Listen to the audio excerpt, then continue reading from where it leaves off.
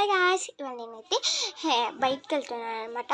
So కొత్త dress వేసుకోబోతున్నా. ఈ 2 పిల్లకల్లో కాదు, వేరే స్టైల్ వేసుకోబోతున్నా. సో ఆ డ్రెస్ ఇప్పుడు మీకు చూపిస్తా. గాయ్స్ ఇదే గాయ్స్, నెక్స్ట్ మీకు చూపిస్తాను నేను ఇది వేసుకొని. గాయ్స్ ఈ వాచ్ అయితే పెట్టుకున్నాను నేను.